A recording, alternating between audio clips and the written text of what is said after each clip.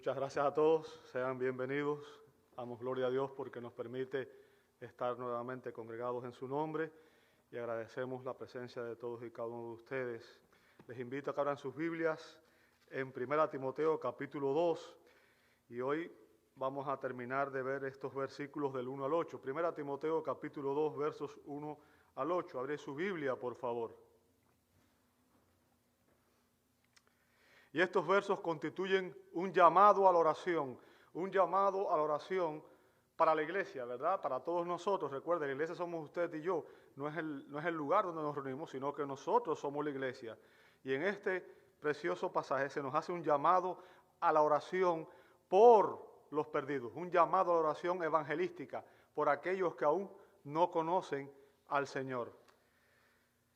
Dice así la Sagrada Escritura: exhorto, pues, ante todo que se hagan plegarias, oraciones, peticiones y acciones de gracia por todos los hombres, por los reyes y por todos los que están en autoridad, para que podamos vivir una vida tranquila y sosegada con toda piedad y dignidad. Porque esto es bueno y agradable delante de Dios, nuestro Salvador, el cual quiere que todos los hombres sean salvos y vengan al pleno conocimiento de la verdad. Porque hay un solo Dios y también un solo mediador entre Dios y los hombres, Cristo Jesús, hombre, quien se dio a sí mismo en rescate por todos, testimonio dado a su debido tiempo, y para esto yo fui constituido predicador y apóstol. Digo la verdad en Cristo, no miento, como maestro de los gentiles en fe y verdad. Por tanto, quiero que en todo lugar los hombres oren levantando manos santas, sin iras ni discusiones. Amado Dios, Señor, danos convicción en esta mañana y permite que este texto, Señor, penetre hasta lo más profundo de nuestro ser y entendamos que es nuestra responsabilidad orar por todos aquellos que aún están sin Cristo, Señor. Orar no solamente por nuestros familiares que están sin Cristo, sino también por nuestros vecinos, por nuestra comunidad y aún más allá, Señor. Orar por aquellos que en otras naciones no conocen al Señor. Danos esa pasión, Señor, que entendamos que como iglesia nuestra misión es compartir las buenas nuevas con aquellos que aún no te conocen y que no podremos hacerlo en nuestras propias fuerzas, solamente con el respaldo de tu Espíritu. Ayúdanos a interceder por todos aquellos, Señor, que están sin Cristo. Señor, también por las autoridades y por todos, Señor, los que en estos momentos están viviendo en pecado y en rebelión a ti. Padre, permite que como iglesia entendamos estas verdades, Señor, y que tu Espíritu Santo aplique estas verdades a nuestros corazones para que podamos vivirlas, Señor. No tan solamente oírlas y que no quede ahí, Señor, que no seamos oidores olvidadizos de tu palabra, sino que realmente seamos hacedores, Señor, y la apliquemos en nuestro diario vivir y que como iglesia practiquemos este mandato que tú nos das, Señor. Lo pedimos en el nombre de Jesús. Amén y amén. Pueden tomar sus asientos. Muchas gracias.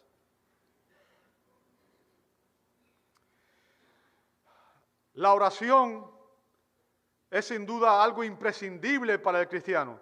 Un cristiano no puede vivir sin orar, como un ser viviente no puede vivir sin respirar. Lamentablemente, muchos creyentes no están habituados a la práctica de la oración. ¿Sabe? Leonard Ravenhill dijo que la iglesia tiene muchos organizadores, pero pocos que oran. Muchos que ofrendan, pero pocos que oran. Muchos son emprendedores, pero pocos son intercesores. Personas que no están orando y orando. El secreto de orar es orar en secreto. Un creyente mundano dejará de orar y un cristiano que ora dejará de ser mundano. Las ofrendas pueden edificar un edificio para la oración, pero las oraciones le darán vida a la congregación. Esa es la diferencia entre la iglesia moderna y la iglesia primitiva.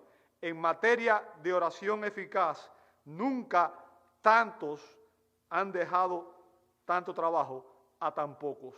Hermanos, oremos. O sea, este hombre vio que la necesidad de la iglesia en nuestro tiempo, a diferencia de la iglesia primitiva, es que pocos dedican tiempo a la oración.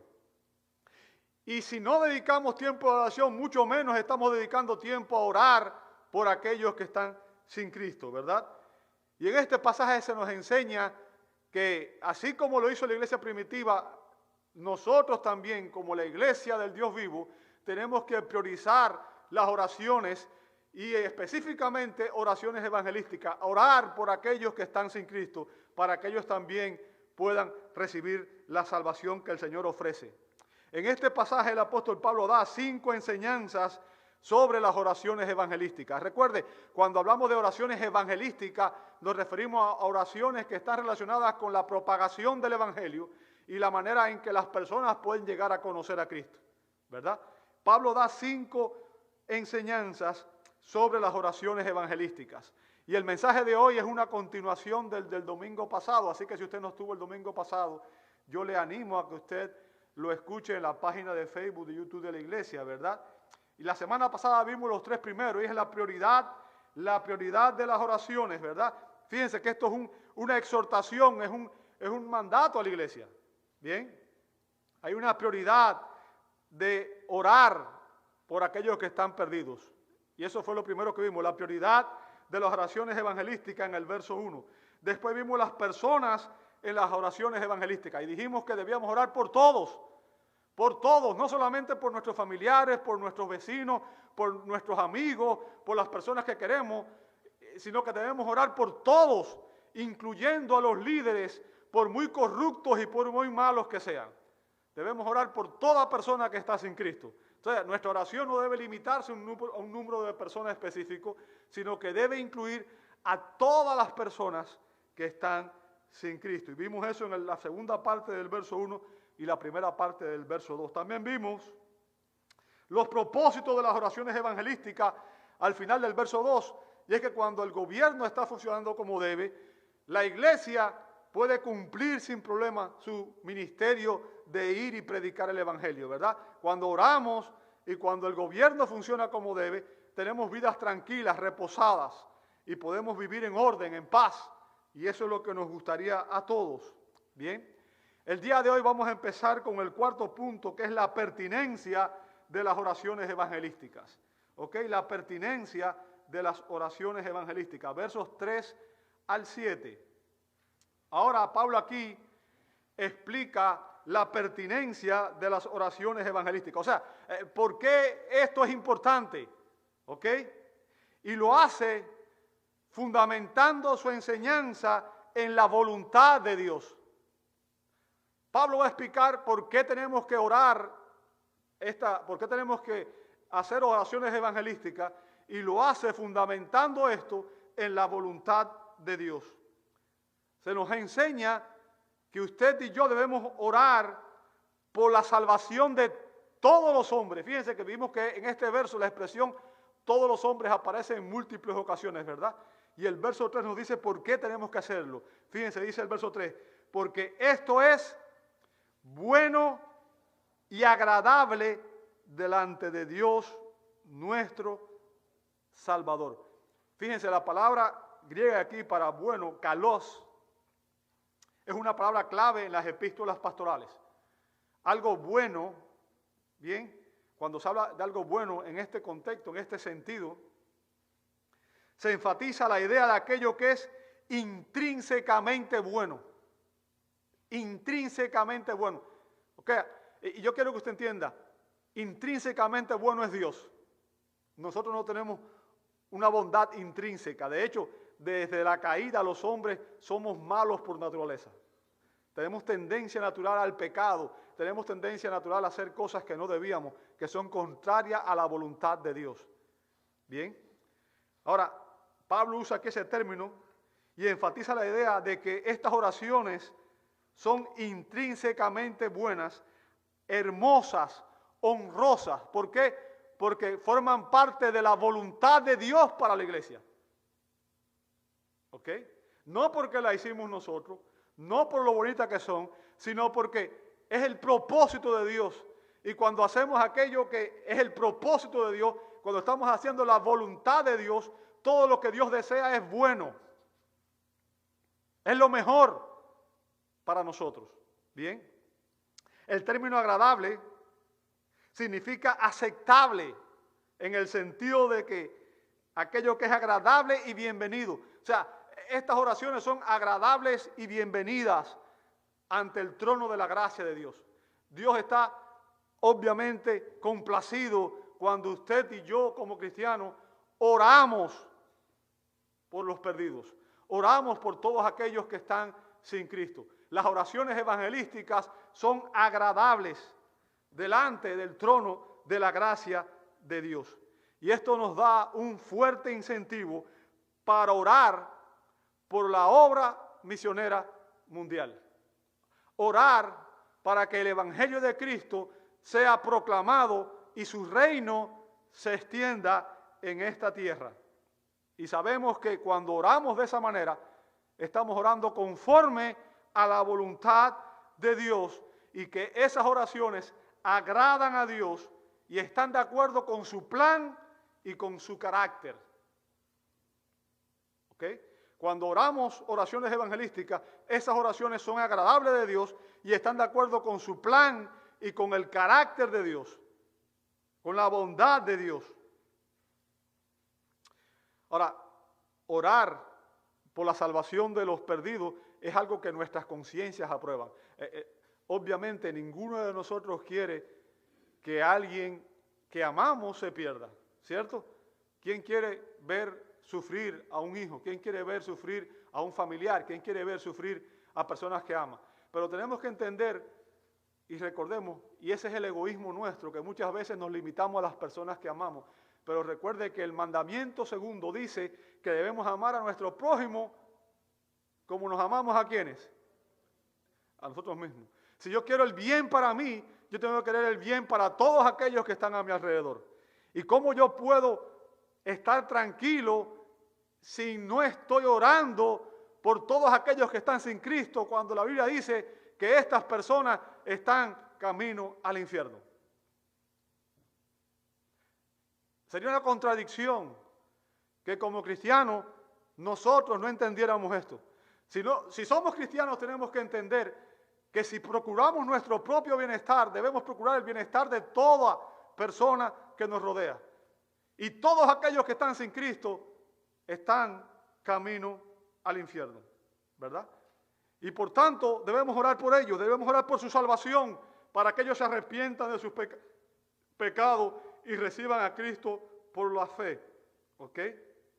Orar por la salvación de todos los hombres es algo que está de acuerdo con la voluntad revelada de Dios. Y eso es lo que vamos a ver en este texto. Es lo que Dios nos enseña. Dios desea que usted y yo oremos por los perdidos, que hagamos oraciones evangelísticas. Su voluntad revelada es la norma por la cual nosotros debemos regular nuestras acciones.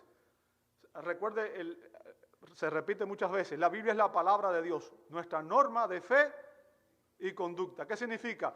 Que un cristiano debe actuar, creer y actuar conforme a lo que enseña la Biblia. Y cuando la Biblia enseña algo, nosotros debemos obedecerlo, debemos practicarlo en nuestro diario vivir. ¿Ok? Así que la razón o la pertinencia por la cual las oraciones evangelísticas son agradables y bienvenidas por Dios es porque son conforme a su voluntad.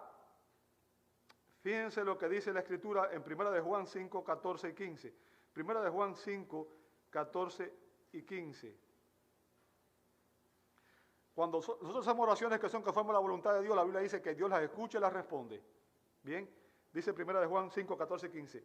Y esta es la confianza que tenemos delante de Él, que si pedimos cualquier cosa conforme a su voluntad, ¿qué sucede? Él nos oye. Verso 15. Y si sabemos que Él nos oye en cualquier cosa que pidamos, sabemos que tenemos las peticiones que le hemos hecho. O sea, cuando nosotros oramos conforme a la voluntad de Dios, dice la Escritura que Dios nos oye y nos responde. Porque estamos orando acorde a lo que Dios desea, acorde a su plan, acorde a su propósito, acorde a su voluntad. ¿Entiende eso? Es importante que entendamos eso. ¿Sabe? El doctor Juan Calvino explica referente a este pasaje. Dice lo siguiente: este pasaje es muy digno de observación. Y primero sacamos de él la doctrina general, o sea, la enseñanza primaria que tiene para nosotros como cristianos, la doctrina general. ¿Cuál es?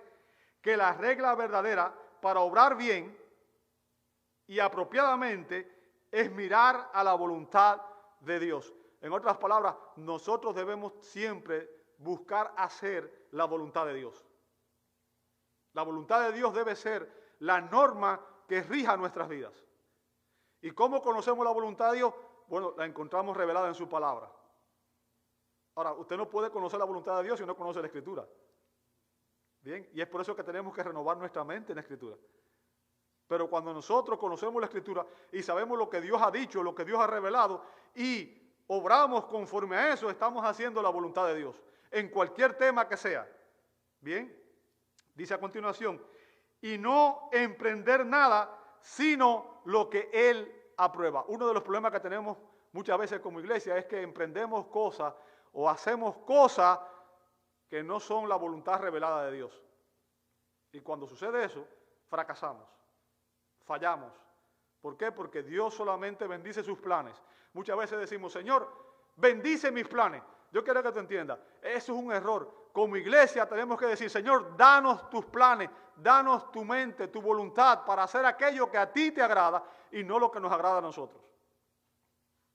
Bien. Luego también se establece, y continúo diciendo lo que dice Calvino, aunque estoy haciendo observaciones que no dijo Calvino, las estoy haciendo yo, pero bueno, nada más quiero. Luego también se establece una regla para la oración piadosa, que todas nuestras oraciones, fíjense, todas nuestras oraciones deben ser reguladas por su voluntad y mandato.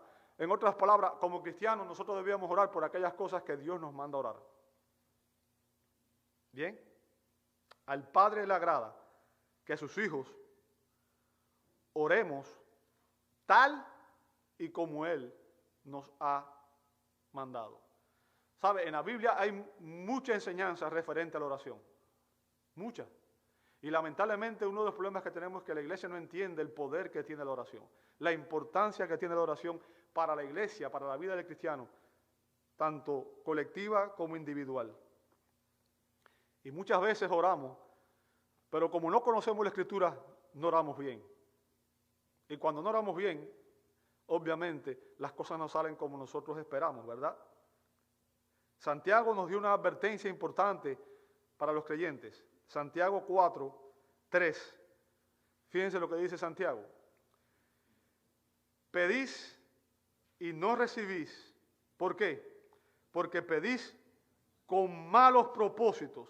¿Sabe? La expresión ahí también podría ser traducida, piden malvadamente para gastar en vuestros placeres. ¿Verdad? O sea, es que hacemos oraciones que tienen como único propósito satisfacer aquella que es nuestra voluntad, nuestras metas, lo que yo quiero. ¿Bien? Lo que yo quiero. La mayoría de nuestras oraciones, yo quiero que usted examine si usted está orando y debería estar orando, porque si no está orando algo está mal. Había un puritano que decía, el cristiano que no ora no es cristiano. Bien, está muerto, está confundido, cree que es cristiano pero no lo es. La vida de oración es algo, como dije, la oración para el cristiano es como respirar para el ser vivo. No se puede vivir sin respirar, no se puede vivir para el cristiano sin orar. Bien. La mayoría de nuestras oraciones tiene como propósito de que Dios haga lo que nosotros queremos. ¿Sí o no? Dios, yo quiero que tú me dejes este carro. Dios, yo quiero que tú me dejes esta casa. Dios, yo quiero que tú me dejes este trabajo. Dios, yo quiero que tú guardes a mi familia. Yo quiero que tú me des... déjame decirte, alguien dijo que el propósito de la oración no es que la voluntad de los hombres sea hecha en el cielo, sino que la voluntad de Dios sea hecha en la tierra. El enfoque debe ser diferente. No en lo que nosotros queremos, sino lo que Dios quiere que nosotros hagamos. ¿Se entiende el punto que estoy haciendo? En vez de decir a Dios lo que Él tiene que hacer, Recuerde que Dios sabe cosas que usted no sabe. Y que Dios es omnisciente. Y que Dios conoce sus necesidades mejor de lo que usted y yo podemos conocerlas. Dios conoce todo referente a nosotros. Por tanto, no le demos a Dios instrucciones referente a lo que creemos que Él no sabe o lo que creemos que Él debe hacer por nosotros. Digámosle, Señor, ayúdanos a entender tu voluntad y ayúdanos a obedecer tu voluntad cualquiera que ésta sea.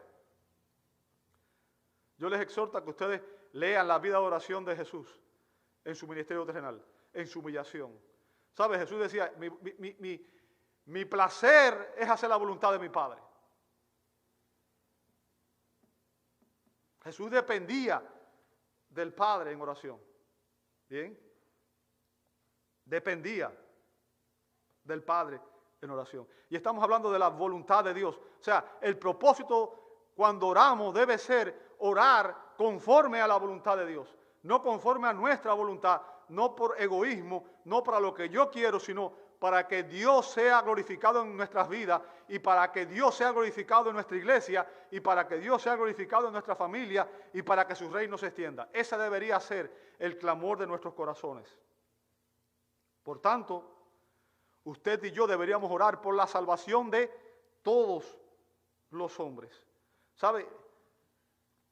El apóstol Pablo, en Romanos 10:1, dice cuál era su anhelo, su deseo por su pueblo, por los judíos. Romanos 10:1 dice, hermanos, escuche el corazón de Pablo, el deseo de mi corazón y mi oración a Dios por ellos es para su salvación. O sea, Pablo oraba por su pueblo. Pablo oraba apasionadamente. Bien, Pablo oraba por la salvación de los judíos. Es más, él dijo, yo desearía yo mismo que Dios me envíe al infierno a mí por tal de que ellos sean salvos. Ellos están primero que yo. Ellos son más importantes que yo. Esa es la visión de una persona madura espiritualmente. Es la visión de una persona que tiene a Dios en primer lugar en su vida. Poner a los demás por encima de sí mismo. Pablo oraba por la salvación de los judíos.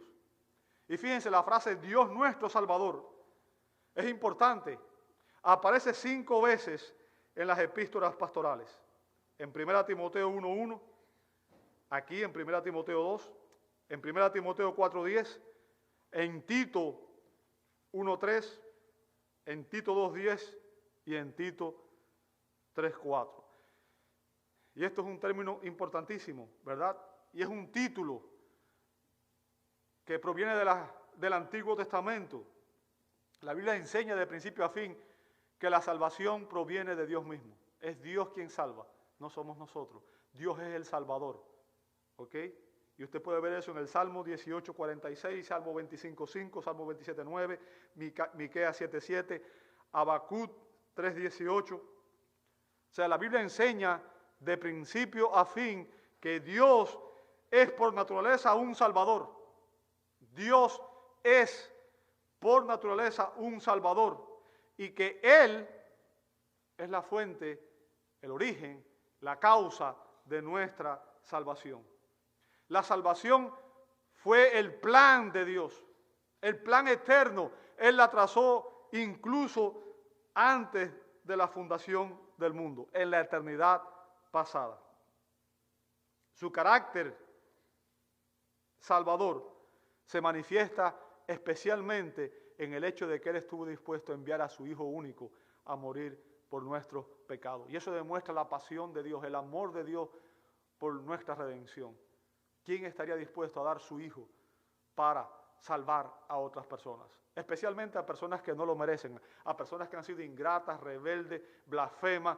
Y sin embargo, Dios en su misericordia demostró su amor al enviar a su Hijo a morir por nuestros pecados. Eso demuestra que es la voluntad de Dios nuestra salvación, ¿verdad?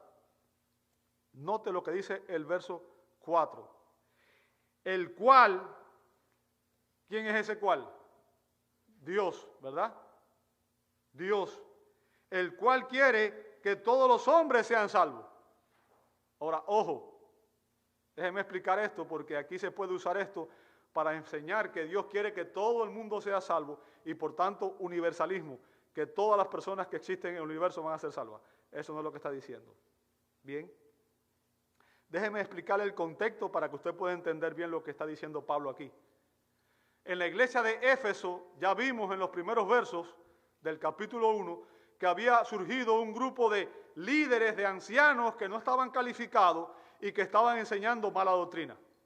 Y no hay nada peor que eso, cuando hay un liderazgo que no tiene el conocimiento adecuado, ¿verdad? Y enseña algo equivocado. En la teología de estos falsos líderes, de estos falsos maestros, su teología era equivocada, era errada, y ellos estaban enseñando que la salvación pertenecía única y exclusivamente a un grupo específico de personas, a los judíos, a aquellos que guardaban la ley.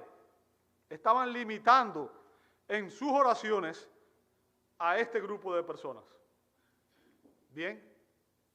Pablo enseña aquí que la salvación, y este es el mensaje aquí, no está limitada a una nación,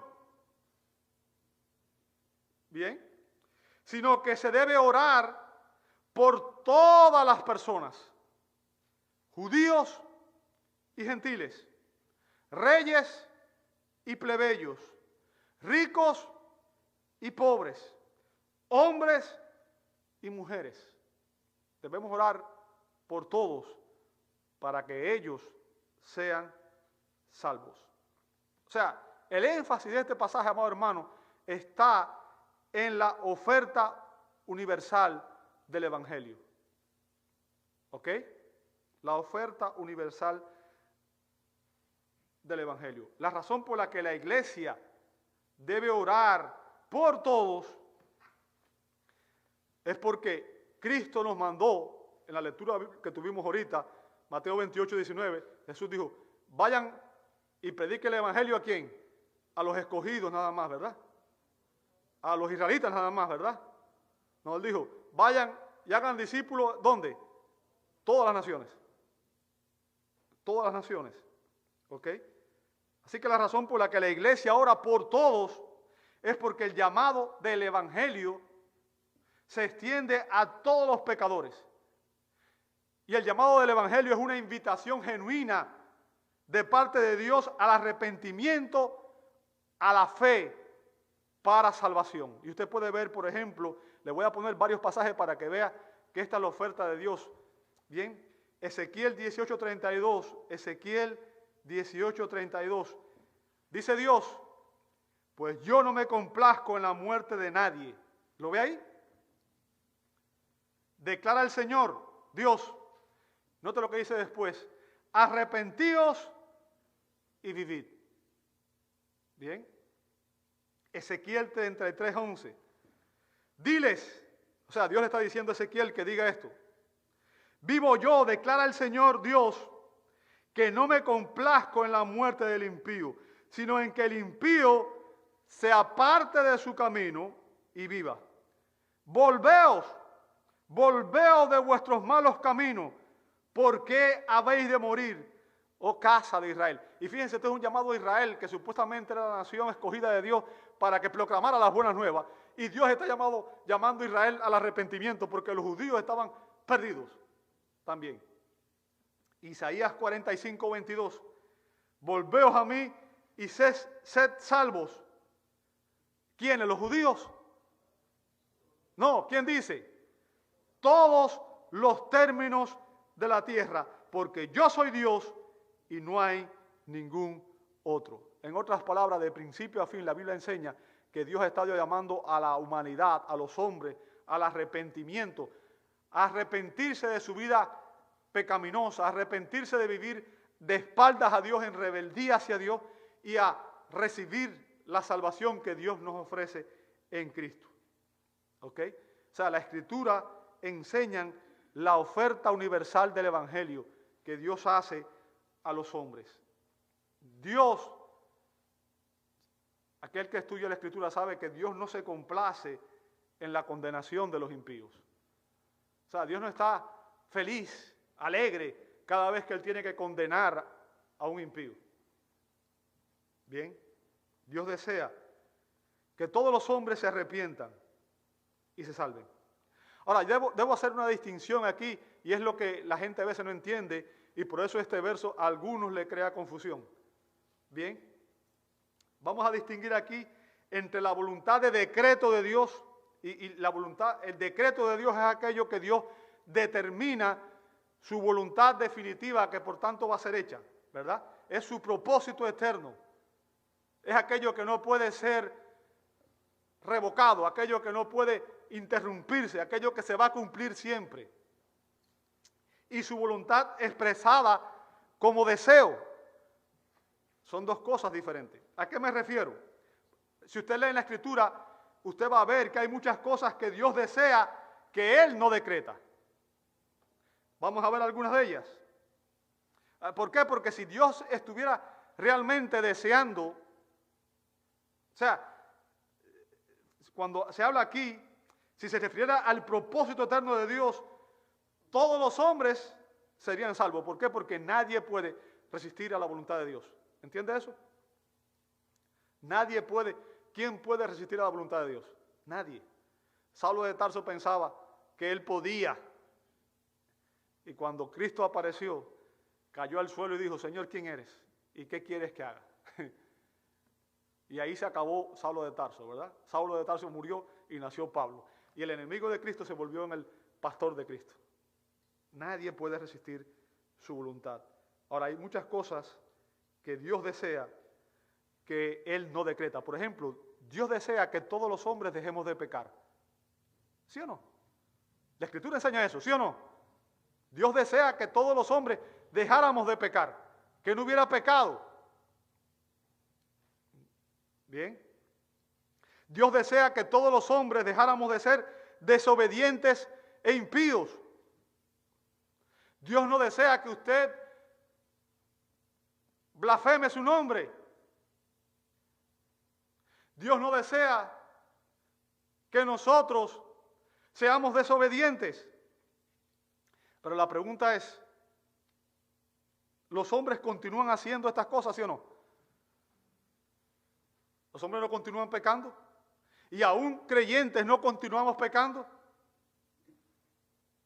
¿Aún creyentes no continuamos desobedeciendo a Dios?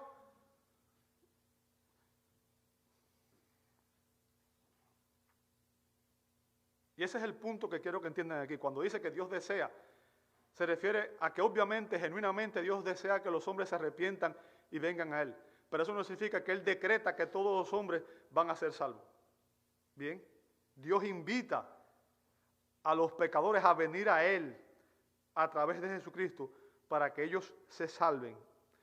Y la razón por la que los hombres van a ir al infierno es porque ellos rechazan la gracia que Dios nos ofrece en Cristo. La Biblia dice claramente que todo aquel que rechaza a Cristo, dice Juan 3:18, el que en Él cree no es condenado, pero el que no cree ya ha sido condenado porque no ha reconocido al Hijo de Dios. Bien, fíjense, aunque a Dios no le agrade, Él recibirá gloria en la condenación de los impíos, aunque a Él no le agrade. Es como, estoy seguro de que a los jueces no les agrada tener que condenar a una persona a una condena de muerte. Pero si la persona es culpable y merece ese castigo, el juez tiene la responsabilidad de ejecutar o de decretar esa condena. ¿Entiende? Y el responsable no es el juez. ¿Quién es? Es el criminal. ¿Entiende eso? Cuando usted y yo desobedecemos a Dios, el culpable de las consecuencias somos usted y yo, no es Dios. Dios claramente dice, no pequen, el pecado tiene consecuencias. La Escritura claramente enseña que el amor de Dios por el mundo resultó en la encarnación. O sea, estoy diciendo, Juan 3:16, de tal manera amó Dios al mundo que dio a su Hijo para rescatarnos del pecado. Bien. Pero obviamente siendo un Dios justo y siendo un Dios santo, Dios está disgustado con el pecado. Dios aborrece el pecado. Dios odia el pecado. y su disgusto por juzgar a los pecadores se evidencia en su deseo de que todos escuchen el Evangelio y sean salvos. Ahora hay algo que obviamente a la mente humana resulta incomprensible de conciliar, y es que tristemente también la Biblia enseña que todo pecador es incapaz pero responsable de creer.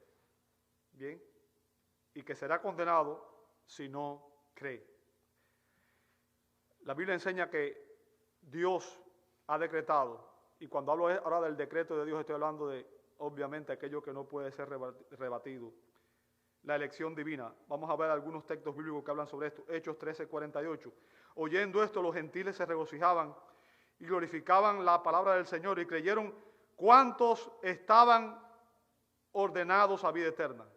Romanos 8:30 dice, y a los que predestinó, a estos también llamó, y a los que llamó, a estos también justificó, y a los que justificó, a estos también glorificó. Efesios 1:4 y 5, según nos escogió en Cristo antes de la fundación del mundo, para que fuésemos santos y sin mancha delante de Él en amor, y nos predestinó para adopción como hijos para sí mediante Jesucristo, conforme al beneplácito ¿de qué? De su voluntad. Segunda Tesalonicenses 2:13, pero nosotros también tenemos que dar gracias a Dios por vosotros, hermanos amados, por el Señor, porque Dios os ha escogido desde el principio para salvación, mediante la santificación por el Espíritu y la fe en verdad. O sea, la Biblia nos enseña dos cosas que son, para nosotros son incomprensibles, que son la elección y la predestinación y la responsabilidad humana. Y son dos verdades paralelas que la Biblia enseña y que nosotros no podemos conciliar, pero que en la mente de Dios están claramente conciliadas. Y por tanto simplemente tenemos que creerlas, aceptarlas y obedecerlas, ¿verdad?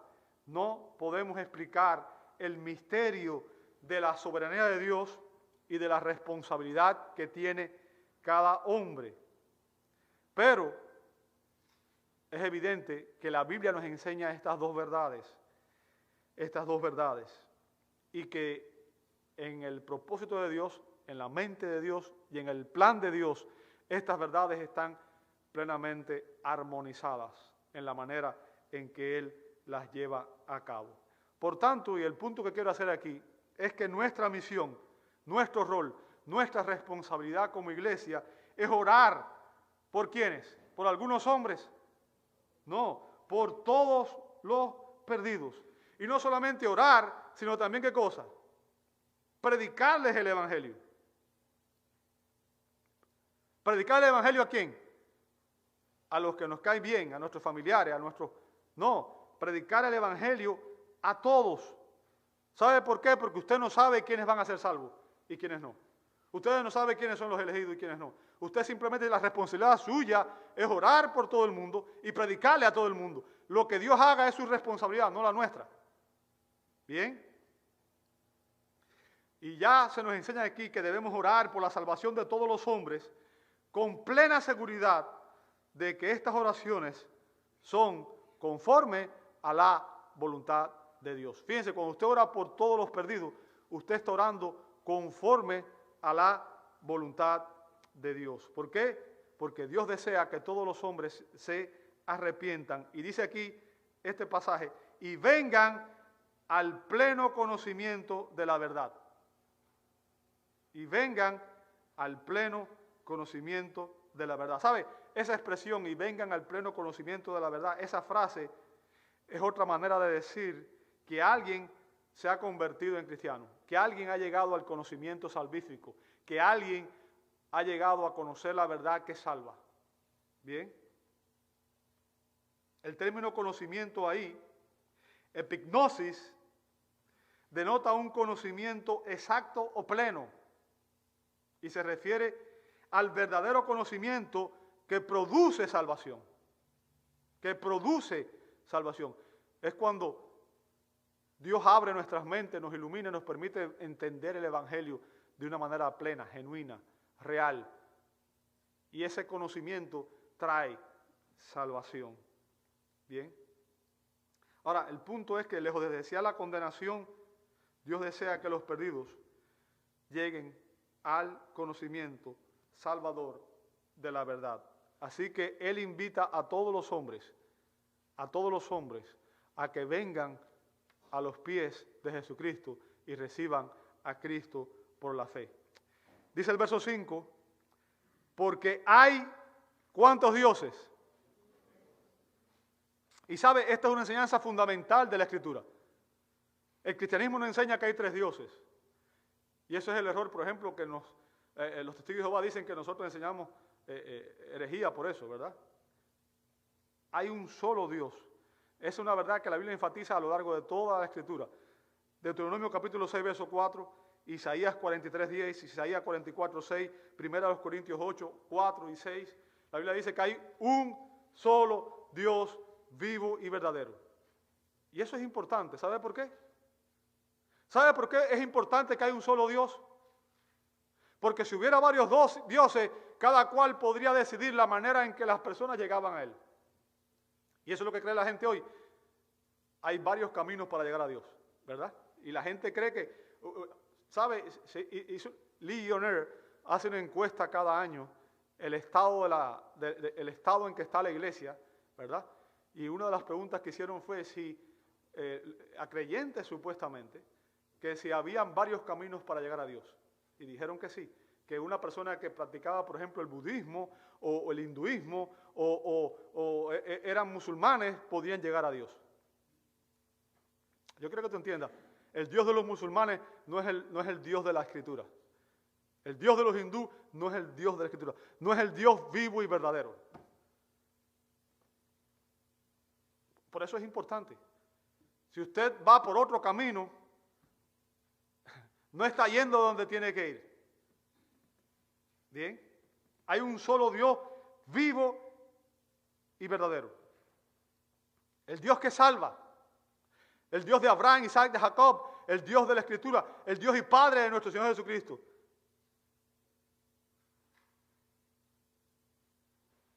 Y para llegar a Él, Él invita a todos los hombres a arrepentirse de sus pecados y a recibir a Cristo por la fe. Por eso debemos orar para que todos los hombres reconozcan que deben acudir a Cristo y que hay solo una manera para que los hombres se acerquen a Dios, como dice a continuación, y también un solo mediador entre Dios y los hombres, Cristo Jesús, hombre. Fíjense, hay un solo Dios y un solo mediador. Y ese mediador es el hombre que era Dios hecho carne, Cristo Jesús. Bien, el término mediador ahí, mesites, significa uno que va entre dos partes que están en conflicto con vista a conseguir la paz. O sea, es una persona que se pone entre dos grupos de personas o personas que están separadas, que están divididas, que están en conflicto, y alguien viene a interceder para reconciliar a esas personas que están separadas. La salvación de los hombres requería que el mediador poseyera, en primer lugar, la naturaleza, los atributos de aquel ante quien él actuaba. O sea, que poseyera los atributos de Dios, porque el ofendido en esta relación, ¿quién es? Es Dios. Nosotros nos hemos rebelado contra Dios el Creador. Nosotros hemos blasfemado el nombre de Dios el Creador. Dios es el ofendido. ¿Bien? Y por tanto, tenía que haber un representante que pudiera estar en lugar de Dios. Dios mismo se hizo hombre. ¿Ok? Así que se requería un mediador que poseyera la naturaleza y los atributos divinos. ¿Bien? Y que asimismo participara de la naturaleza humana, pero con una excepción grande, y que fuera sin pecado. ¿Bien? Fuera sin pecado, para que esa persona actuara en favor de en favor de la raza humana, y sirviera de mediador y nos pudiera reconciliar con Dios. ¿Por qué? Porque la Biblia dice claramente, Romanos 3:23, por cuanto todos pecaron, están destituidos de la presencia de Dios. ¿Qué significa? Estábamos separados de Dios, estábamos en enemistad, en rebeldía con Dios. Bien. Ahora, solamente una persona que fuera verdaderamente Dios y verdaderamente hombre podría realmente abarcar las demandas de uno y las necesidades del otro. Las demandas de Dios y las necesidades humanas. ¿Ok? Pero no solamente eso, sino que Él podía también ser Él mismo la ofrenda que reconciliara, que sirviera para reconciliar a las dos partes. El sacrificio de expiación a favor de los hombres. Todos los hombres, para poder ir a la presencia de Dios, tenemos que ir a través de Jesucristo. Jesús dijo en Juan 14:6, yo soy el camino, la verdad y la vida. Y nadie viene al Padre si no es por mí. A menos que una persona vaya a Dios a través de Jesucristo, nunca va a poder tener acceso a la presencia de Dios. ¿Por qué? Porque dice el verso 6 que Cristo, Jesús, quien se dio a sí mismo en rescate por todos, testimonio dado a su debido tiempo. ¿Lo ve ahí? Bien. O sea, nuestro Señor dio su vida libremente cuando murió por nuestros pecados. O sea, Jesús no murió por sus pecados, porque Él no era pecador. Jesús murió por nuestros pecados. Dice aquí que Jesús se ofreció como rescate. ¿Lo ve ahí en ese texto? Él fue el rescate. ¿A quién iba a rescatar? A nosotros. A nosotros. El término rescate es un término teológico que describe la muerte sustitutiva de Cristo. Él voluntariamente fue a la cruz y se entregó por nosotros. Dice Juan 10, 17 y 18. Recuerde lo que dijo Cristo en Mateo 20, 28. Así como el Hijo del Hombre no vino para ser servido, sino para servir y para dar su vida en rescate. ¿Qué dice ahí? Ahora, cuando usted dice, bueno, en el verso 6 dice, rescate por todos. ¿Todos quiénes? Todos aquellos que Dios en su voluntad había llamado a salvación, había predestinado. Todos aquellos que forman parte de la humanidad, ¿ok? No un grupo específico. Ahora aquí dice específicamente que Él había venido a dar su vida en rescate por muchos. Bien, aquellos que el Padre en su propósito eterno llama a salvación. Y el punto que quiero que entienda es que no todos van a ser rescatados. Pero la muerte de Cristo sería suficiente para rescatar a todos. La Biblia enseña que solamente aquellos que creen por la obra del Espíritu Santo y por quienes se hizo la expiación real serán los que alcancen salvación. Cristo no pagó solamente un rescate. Yo quiero que usted escuche bien, porque esto es teología, pero es muy importante. Él se convirtió, Él fue el precio, Él pagó con su sangre y su carne. Él, Cristo, se convirtió en el objeto de la ira de Dios. O sea, Él se puso en lugar nuestro. Él sufrió el castigo que nosotros deberíamos haber sufrido, ¿verdad? Murió por sus ovejas y cargó con la condenación por nuestros pecados. Como dice R.L. Dabney, la muerte de Cristo fue suficiente para cubrir los pecados de todas las personas, pero se aplica solo a los elegidos. El precio pagado fue infinito. si se hubieran agregado miles de millones más al número de los elegidos, no se habría requerido que Cristo sufriera un golpe más de la ira divina para pagar el precio de su pecado. Por otro lado, si hubiera habido un solo pecador elegido por Dios, todo este sacrificio divino habría sido necesario para expiar su culpa. Y el punto es que el sacrificio de Cristo es suficiente para cubrir el pecado de todos aquellos que serían salvos. Verso 7 dice, y para esto yo fui constituido predicador o heraldo y apóstol. Digo la verdad en Cristo, no miento, como maestro de los gentiles en fe y en verdad. Fíjense, Pablo fue llamado a predicar el evangelio entre los gentiles. Y eso demuestra que el propósito de Dios incluía a todos los hombres.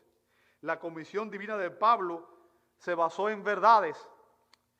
El término predicador aquí, que usa el apóstol, keruxo, significa anunciar, proclamar, hablar públicamente.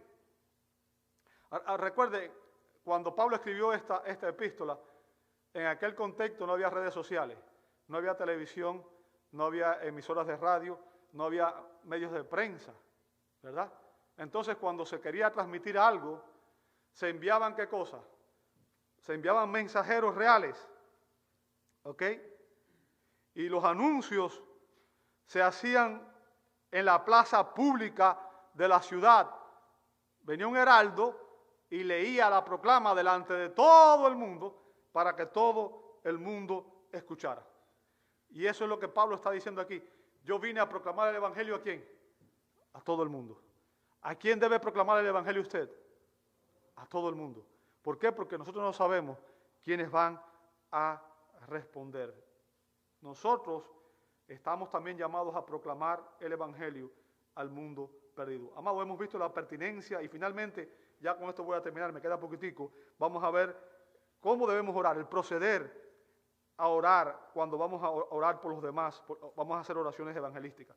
Verso 8, dice Pablo, por consiguiente, quiero que en todo lugar los hombres oren, y ahora note lo que dice, como, levantando manos santas, sin iras ni discusiones.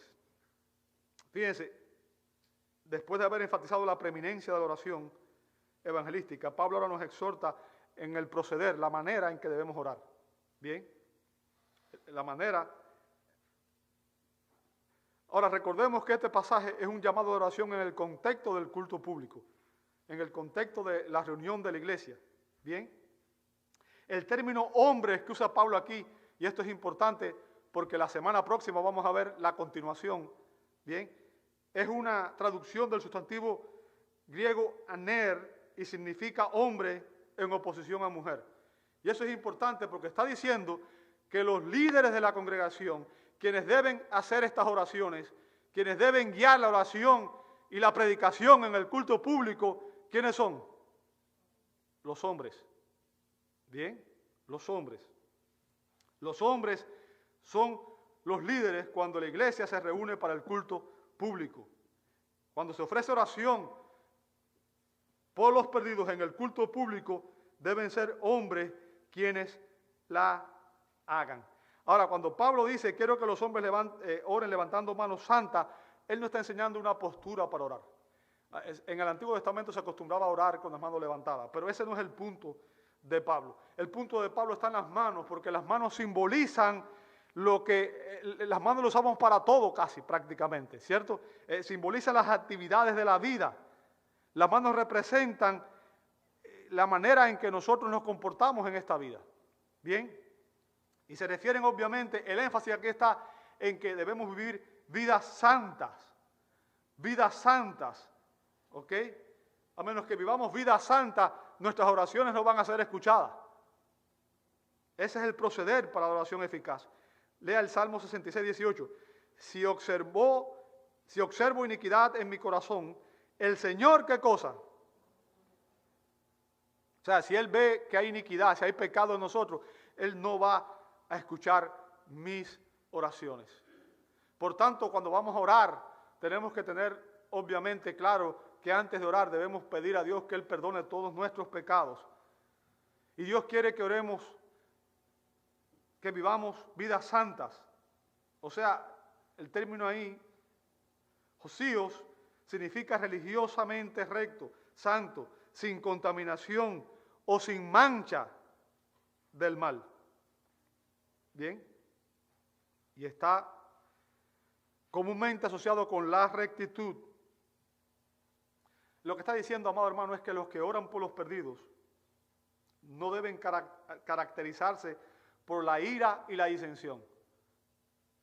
Deben ser santos de corazón y de obras. Y la pregunta, y ya con esto termino, amado hermano, es, ¿oramos así usted y yo por los perdidos? ¿Realmente oramos de esta manera?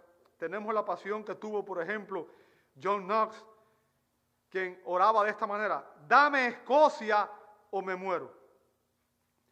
Oramos como Jonathan Edwards, que decía que después de pasar 3 días sin haber comido un bocado y 3 noches sin dormir, sin cerrar los ojos, decía: dame Nueva Inglaterra, dame Nueva Inglaterra.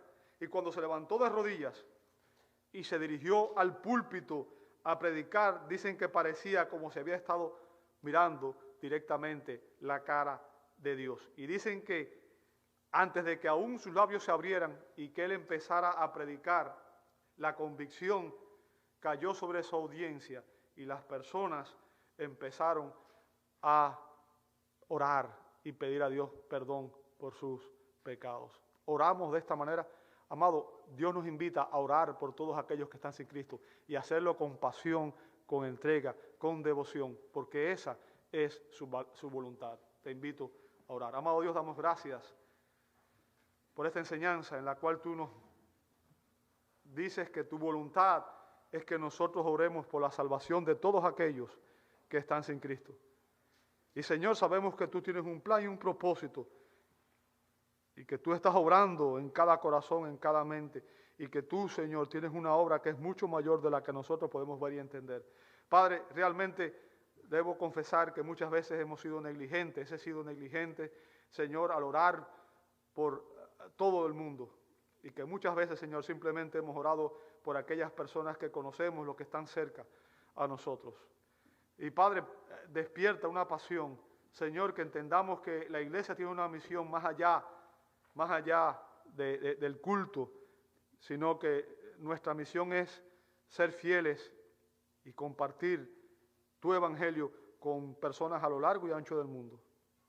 Ayúdanos, Señor, a tener esta pasión, ayúdanos a orar de esta manera, ayúdanos a ser fieles en nuestra vida de oración.